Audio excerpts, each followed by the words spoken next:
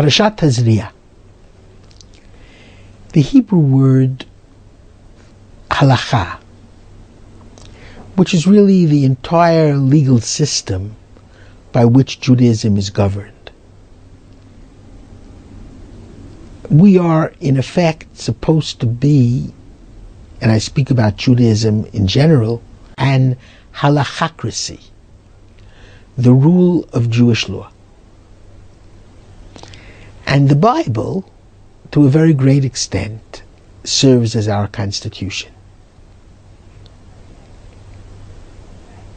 Hence, halakha is a critically important word in terms of religious categories of Judaism. And the word halakha does not literally mean legal laws. The word halakha really means progression, walking, moving. Because it is critical that as times change, and especially since scientific realities change, halakha must respond to the scientific changes. I would like to give you one example from one of the greatest halachic decisors who ever lived, Rav Moshe Feinstein, Zecher Tzadik Livracha.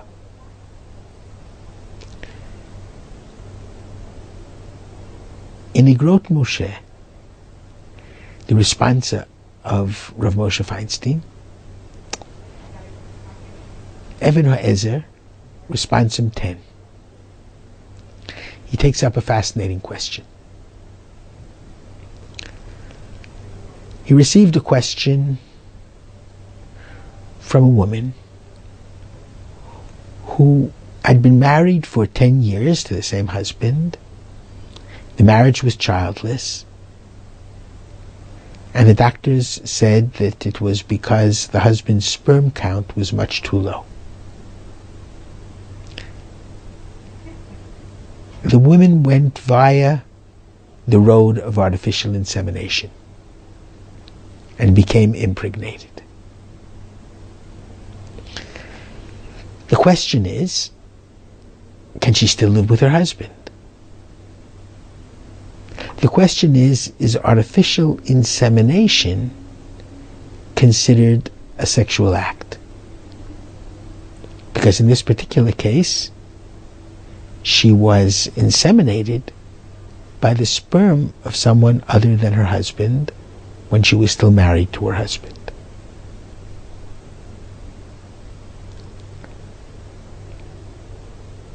Rav Moshe put it very well.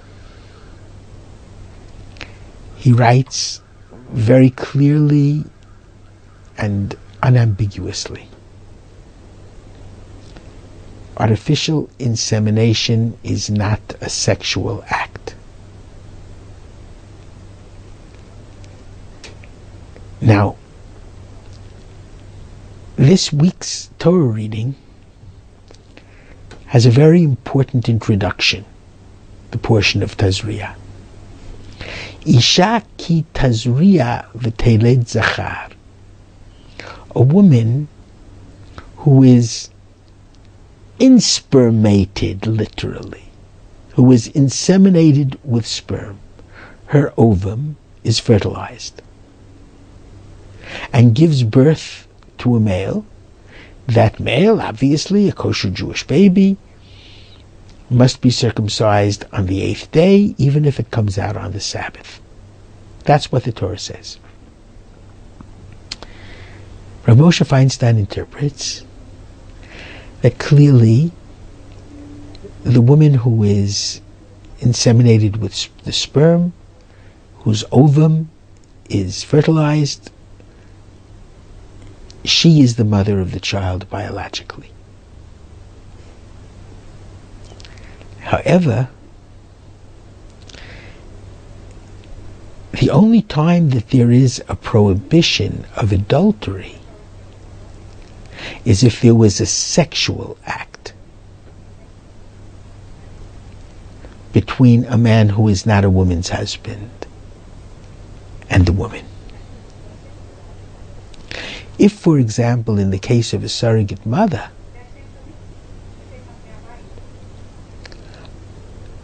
the ovum of a woman whose ovum cannot be fertilized is used, the woman whose ovum was fertilized, she is considered the biological mother, and therefore if another woman carried the baby to full term, according to Rav Goren, based on this verse, it is the one who gave the ovum who is considered the biological mother, and if she is not Jewish, then the baby must be converted. If she is Jewish, then the baby can be accepted as a Jewish baby, even if the birth mother was not Jewish. However, what is fascinating in Rav Moshe Feinstein's response is that he makes a distinction between the process of semen insemination and an act of sexual intercourse. Yes, biological parenthood is decided by insemination, but adultery, prohibited relationship, it has nothing at all to do with the scientific act of insemination. It has to do only with an act of sexual intercourse between someone who is not the husband of the woman, and the woman is married to another man.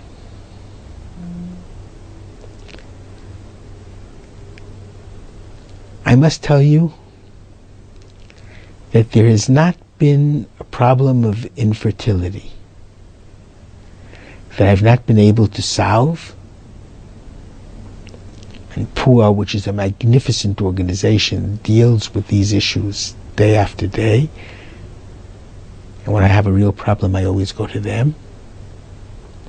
There is not an issue of infertility that has not been solvable as a result of the very important responsum of Rav Moshe Feinstein that artificial insemination is not to be considered a prohibiting act of sexual intercourse. It also opens the door to women who have not been able to find a marital mate, desperately wish to have a child. And through artificial insemination, this can become possible for them.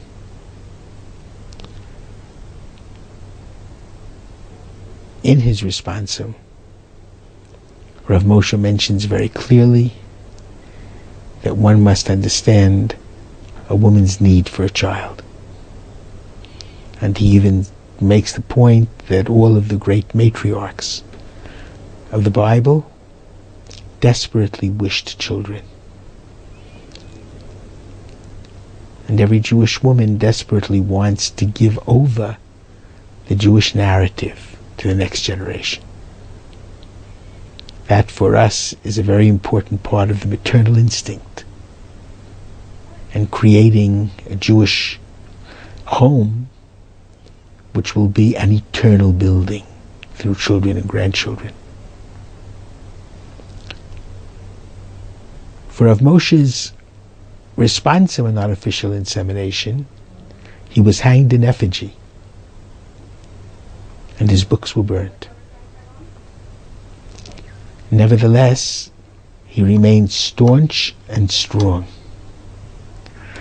And I must say that he has saved so many problematic situations as a result of his deep understanding, his halachic sensitivity, and his courage.